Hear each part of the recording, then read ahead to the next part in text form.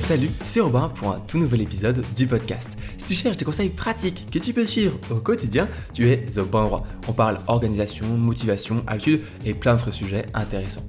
Le mot d'ordre, tout ça dans la bonne humeur et sans te mettre la pression. Aujourd'hui, le sujet du jour est un petit peu spécial parce qu'il s'agit aujourd'hui de mon anniversaire et j'aimerais prendre le temps dans cet épisode de revenir sur 5 leçons que j'ai apprises avec le temps, avec on va dire les dernières années et que peut-être l'ancien Robin, le Robin un peu plus jeune, aurait aimé entendre plus tôt. Pour toi, c'est un vendredi comme un autre, mais donc pour moi, c'est mon 23e anniversaire et j'aimerais pendant ce podcast un petit peu essayer de parler à mon ancien moi, qui serait je pense assez fier de moi, même si à chaque fois on a du mal à être fier de soi au jour le jour bien sûr, mais ça peut être un exercice qui peut t'aider à l'être, et essayer de lui parler, de lui donner du coup 5 leçons qu'il aurait aimé entendre, que je pense ça l'aurait aider vraiment sur le chemin de sa construction, on va dire, de sa personne et de la personne que je suis devenu aujourd'hui. Donc la première que j'aimerais lui donner, qui est je pense la plus importante et pourtant la plus difficile à entendre et à mettre en place, que ce soit quand on a un peu plus de bouteilles ou même quand on est jeune, mais surtout quand on est jeune, quand on arrive je pense au collège et au lycée, c'est qu'on s'en fout de la vie des autres. Alors c'est, je pense, la leçon la plus importante que j'ai pu vraiment mettre en place et qui a fait vraiment un déclic dans mon quotidien, dans ma manière de vivre, dans ma relation avec les autres même. C'est vraiment de me dire, en fait, les autres, je m'en fous. C'est très difficile, surtout je me rappelle au collège, au lycée, voilà, j'étais pas le mec ultra populaire, j'étais pas le mec qui est pote avec tout le monde, moi j'étais un petit peu le geek, un peu un télo, qui reste dans son coin, qui a son petit groupe de potes et voilà, qui est discret, voilà, mais qui n'est pas clairement le centre de l'attention, ce qui m'allait très bien, mais qui pouvait, j'étais pas moqué, pas du tout, mais voilà, en tout cas j'étais pas celui qui était, on va dire, à l'attention de tous, et je me rendais compte à quel point à cette époque-là, la vie des autres était ultra important pour moi. Si quelqu'un me disait, je sais pas, t'es mal habillé, vraiment je vais très mal le prendre, je vais vraiment réfléchir sur moi-même, etc. Et c'est à partir du lycée, je pense que j'ai eu un petit peu ce déclic. En fait, en arrivant en seconde, j'ai compris que la vie des autres, ça n'avait peut-être moins d'importance que ce que j'en pensais. Je pensais que j'en faisais une montagne, vraiment, de la vie des autres. Et j'ai commencé à me rendre compte que ça valait peut-être pas grand-chose. Et aujourd'hui, je pense que je peux le dire, la vie des autres, on s'en fout. Je préfère dire on s'en fout et être un petit peu vulgaire, pardon, mais vraiment, ça n'a pas d'importance. Ça peut avoir d'importance pour certaines personnes, et je vais donner ma nuance juste après, mais pour la plupart des gens, pour la plupart des autres personnes, on s'en fout. Sachant qu'il y a deux choses. La première, c'est que la plupart des gens, déjà, en fait, on a l'impression d'être le personnage principal de notre vie, normal, mais on a l'impression d'être le personnage principal aussi dans la vie des autres. Alors qu'en fait, la vie des autres, les gens, eux aussi se concentrent simplement sur eux-mêmes, sur ce que pensent les autres d'eux-mêmes. Tu pourrais faire n'importe quoi dans la rue, etc. Les gens s'en rendraient presque même pas compte. Peut-être qu'il y en a un ou deux qui va te regarder un petit peu bizarrement, et dans la nanoseconde, ils ont oublié, ils savent même plus qui t'es, ils s'en fichent, tu vois. Mais c'est un truc, on a l'impression d'avoir, je crois que c'est l'effet spotlight, donc l'effet un peu projecteur. On a l'impression que tout le monde nous regarde, que tout le monde s'intéresse à nous, alors que tu pourrais faire n'importe quoi, et en fait les gens s'en fichent. Et j'ai vraiment eu ce déclic, du coup moi, en seconde, puis après quand je suis arrivé en études sup, j'ai vraiment encore plus eu ce déclic, où je me suis dit c'est bon, je vis ma vie, je vis qui je suis, et les gens, c'est soit tu m'aimes pour qui je suis, soit tant pis. C'est pas grave, mais je vais pas me transformer pour être quelqu'un d'autre. Je peux essayer de faire en sorte de montrer la meilleure facette de moi-même, pour ensuite, quand on se connaît, que je puisse tout te faire découvrir de ma personne. Mais en tout cas, je vais pas devenir quelqu'un d'autre. Je vais arrêter de porter un masque, parce que pendant des années, je portais un masque pour faire une sorte de paraître devant les autres. J'ai compris que ça sert à rien. La deuxième nuance que je voulais donner, c'est que, en fait, il y a certains avis qui sont importants. La phrase que tu peux retenir, qui je trouve résume très bien la chose, c'est « n'écoute pas les critiques des personnes dont tu n'écouterais pas les conseils ». C'est-à-dire qu'un ami qui te critique, qui donne une critique constructive et que tu écouterais bien un bon conseil de sa part, là tu peux écouter. Si la personne, elle te dit, bon là, mec, tu es en train de faire n'importe quoi, je sais pas, avec une personne qui te plaît, ou tu fais n'importe quoi, voilà, tu fais le con un petit peu, on va dire. Et si cette personne te le dit, peut-être que là, il faut l'écouter. Là, c'est un avis qui est important. Par contre, les personnes qui, je sais pas, tu n'écouterais même pas leurs conseils, qui te disent toujours n'importe quoi, qui font que critiquer, ça, c'est vraiment un brouillard, c'est vraiment un sorte de quelque chose brouillonne qui est au fond, qui est au fin fond de tout ton espace, et ça, on s'en fout. Ça, tu l'oublies complètement, parce que de toute façon, ce n'est pas des personnes qui ont de l'importance. La plupart des gens, souvent quand ils critiquent, quand ils émettent un jugement, il y a une partie d'eux, c'est pour vraiment avoir une petite partie de vérité qui peut-être pointe quelque chose, mais dans 95% des cas, c'est juste un reflet de un manque de confiance en eux-mêmes en fait. Ils ont besoin d'extérioriser, comme un peu une catharsis, ils se disent ok, je vais mettre ce commentaire, je vais expliquer ça, je vais faire cette remarque parce que moi, je suis pas capable de faire ce que cette personne fait. Si par exemple, tu as le courage de t'habiller avec ton propre style, tu auras des critiques. Tu auras des personnes qui vont adorer, et ça c'est génial, mais tu auras bien sûr aussi des critiques.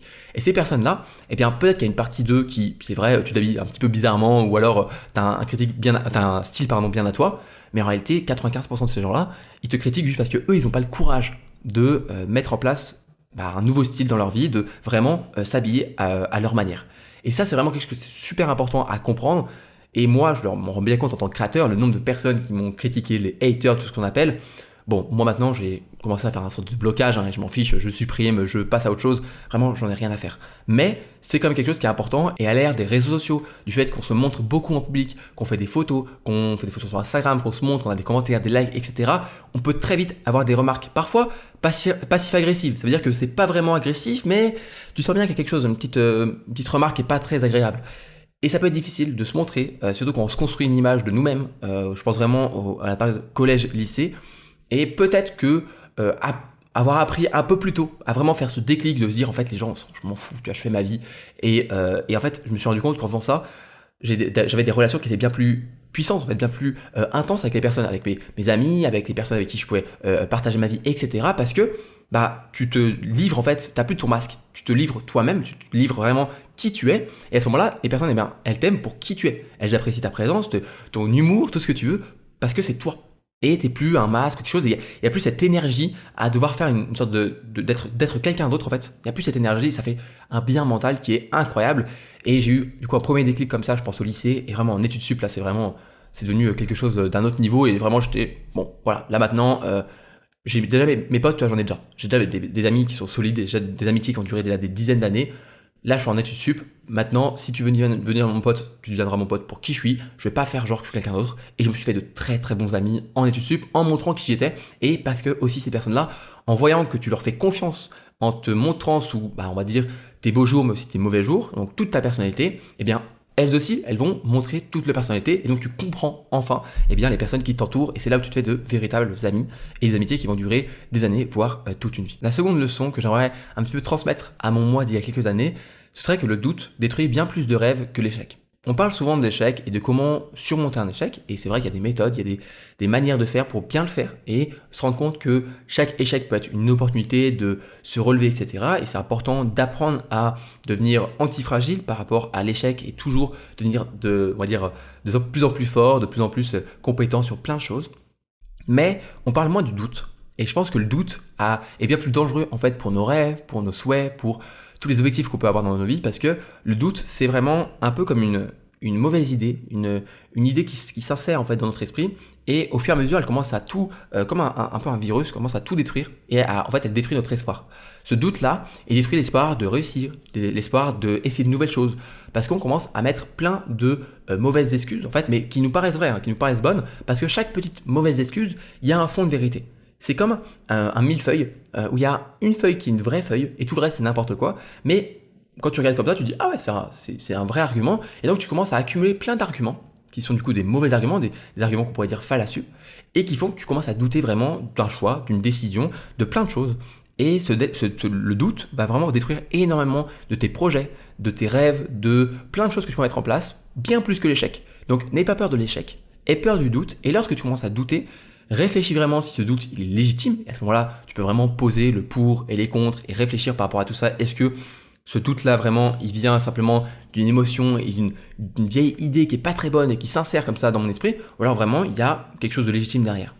L'échec, tu vas le vivre plusieurs fois, je l'ai vécu, tu l'as vécu, on va le revivre encore et encore. Mais le doute, il est plus sournois, et je pense qu'il faut faire vraiment très attention à celui-ci si tu veux mettre en place des projets et plein de choses dans ta vie. Il y a plein de parties de ta vie, d'aspects de ta vie qui vont vraiment avoir le doute va avoir un énorme impact sur ces projets-là, sur ces décisions-là, pas simplement pour des projets, des objectifs de vie ou professionnels, mais aussi dans tes relations, dans plein de choses. Le doute, c'est important parfois à écouter, mais dans beaucoup de cas, c'est simplement une mauvaise idée qui s'insère et qui casse absolument tout. Troisième leçon que j'ai commencé à apprendre, à comprendre il y a, je dirais à peu près 1 an, après mon premier stage en entreprise vraiment, où je me questionnais beaucoup, c'est que certaines questions n'ont pas de réponse. Et il faut apprendre à vivre avec. C'est difficile parfois d'accepter ça, mais il y a des questions où on n'aura pas vraiment de réponse.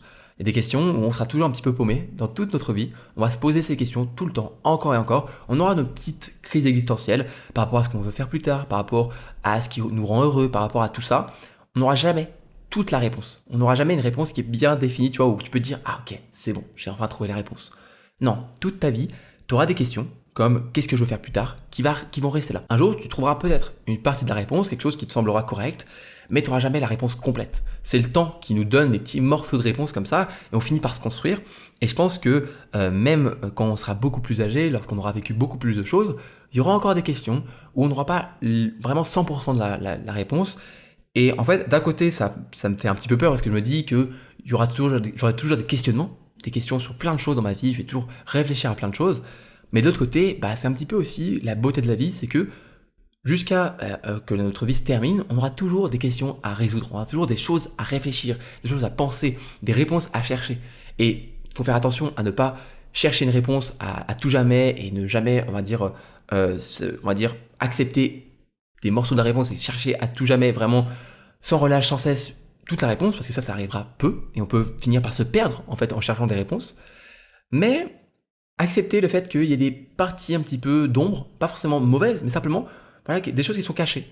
Et moi, je trouve ça assez cool. Moi, j'aime bien cette idée-là. Et j'ai accepté, je pense, de me dire que je ne saurais pas exactement ce que je veux faire plus tard. Par exemple, qui est une question qui est assez générale et que beaucoup de personnes se posent. Et je ne trouverai jamais toute la réponse. Je trouverai des fragments de réponse. Et aujourd'hui, je commence à construire des fragments de réponse. Mais je n'aurai jamais la réponse à la question complète. Et il faut apprendre à vivre avec.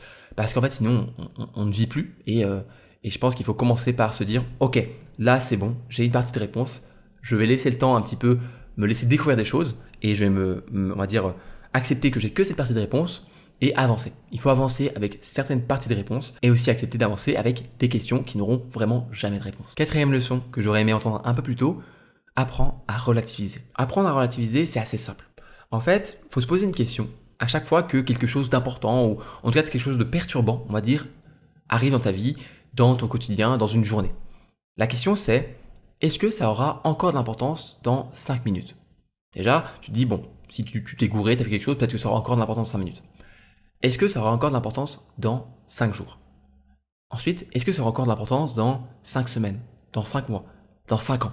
Et en fait, en faisant cet exercice-là, tu vas te rendre compte qu'il y a beaucoup de choses qui impactent véritablement ta journée, qui peuvent te faire transformer une bonne journée en une mauvaise journée, alors qu'en fait, dans 5 minutes, ça n'a plus aucune importance, même dans 5 jours, ça n'a plus aucune importance, et il y a très peu de choses qui, dans 5 mois, dans 5 ans, auront encore d'importance, donc tu peux comme ça relativiser les choses et te dire que, ok, ça, je vais pas me pourrir ma vie, je vais pas me pourrir l'esprit par rapport à cette décision, par rapport à ce qui s'est passé, par rapport à cet imprévu, parce que ça n'aura pas tant d'importance que ça dans, allez, quelques jours, quelques minutes peut-être même, je passerai à autre chose, et il faut que j'avance, il faut que je relativise, et j'avais tendance, je pense, il y a quelques années, à vraiment un petit peu me faire un film, me faire tout un nœud d'idées, de choses par rapport à quelque chose qui arrivait dans ma vie, et je me faisais plein de films en fait. Je me disais non mais imagine ça va faire ça et ça. Et en fait, au bout de 5 jours, au bout de quelques jours, au bout de quelques semaines, j'avais complètement oublié ce truc. En fait, c'était pas du tout important.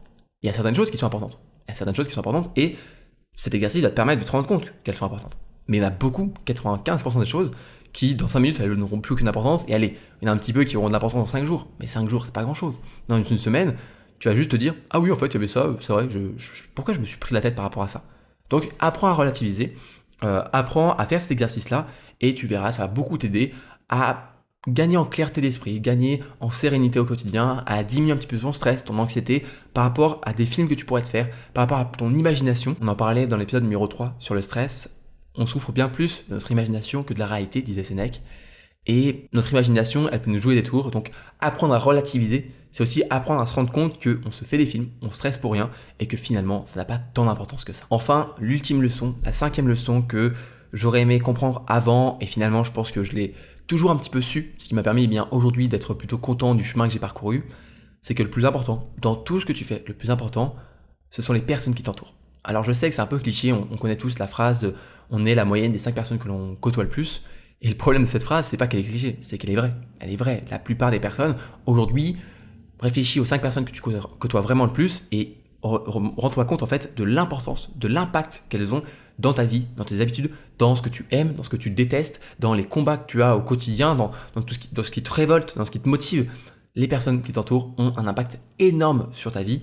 Et c'est pour ça, je pense que les parents font aussi attention aux personnes que tu fréquentes quand tu es enfant, parce que c'est probablement des amis, des personnes qui vont te suivre et te côtoyer pendant des années, des années. Donc voilà, apprends à bien choisir ton entourage. Et je sais que c'est encore une fois un peu cliché, mais la quantité est vraiment pas importante. La qualité l'est bien plus. Je dirais pas qu'aujourd'hui j'ai des milliers d'amis, loin de là, même si je suis suivi par plein de personnes sur les réseaux sociaux. Aujourd'hui, mes amis, je peux les compter sur une main ou deux, des véritables amis, des personnes sur qui je peux véritablement compter, et ça fait 10 ans parfois que je les connais, 15 ans même parfois pour certains, et j'ai la chance de les avoir. Et une amitié, c'est quelque chose qui s'entretient. C'est pas facile. Je suis pas vraiment le meilleur non plus placé pour dire ça, parce que je suis pas celui qui appelle le plus. Je suis pas celui qui envoie le plus de nouvelles de messages pour avoir des nouvelles. J'essaye vraiment de le faire plus régulièrement. Et ce que j'aime bien, c'est qu'à chaque fois que je le fais, chaque fois que je prends le temps de me dire, allez, vas-y, je passe un coup de fil ou j'envoie un message pour prendre des nouvelles, les personnes elles sont contentes de pouvoir donner de leurs nouvelles, de pouvoir discuter. Donc c'est toujours un plaisir. Mais je sais pas, je suis pas le meilleur pour ça. Mais en tout cas, je sais aujourd'hui que c'est important dans mon bonheur d'être entouré de personnes qui m'enrichissent, avec qui je peux rigoler, avec qui je peux pleurer, avec qui je peux partager des choses qui sont importantes. Et c'est vraiment le plus important, la leçon la plus importante que je peux garder.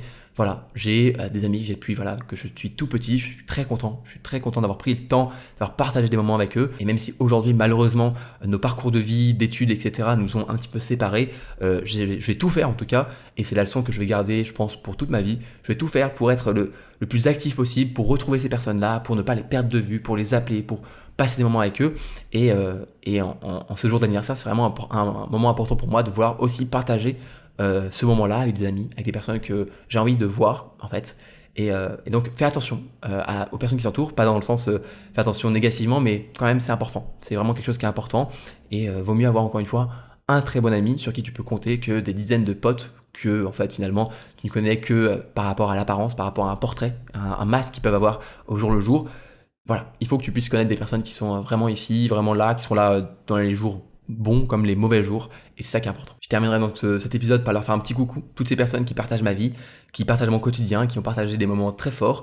Je vous aime, les gars, les filles, merci beaucoup, et toi aussi, un petit peu, parce que tu m'écoutes, tu suis mes podcasts, tu suis mes contenus, peut-être mes newsletters, peut-être que tu es une personne que j'ai accompagnée dans mes programmes, et merci aussi de partager une partie de ma vie, partie différente, mais une partie qui est importante. Donc merci beaucoup. Cet épisode de podcast est donc terminé, j'espère qu'il t'aura plu. Si le podcast te plaît, n'hésite pas à t'abonner, que ce soit sur YouTube ou sur les plateformes d'écoute, ou même les deux. Si tu m'écoutes sur YouTube ou Spotify, tu peux me commenter un petit peu ce que tu as pensé de l'épisode, et en ce jour particulier, pour moi, ce sera un plaisir de pouvoir discuter et échanger avec toi. Si tu m'écoutes sur Apple Podcast ou Spotify, tu peux me faire un petit cadeau d'anniversaire en mettant 5 étoiles, un avis positif sur le podcast, ça me soutient beaucoup, vous êtes de plus en plus nombreux à le faire. Merci. Enfin, si tu veux aller un peu plus loin avec moi, tu peux t'inscrire à ma newsletter que j'envoie chaque dimanche, un petit mail, voilà, avec des réflexions, des conseils, des méthodes. Ça se passe sur mon site internet robinturel.com. C'est la fin de cet épisode de podcast. Je vais de ce pas, moi, fêter mon anniversaire avec des amis, avec ceux qui m'entourent et ceux qui comptent pour moi.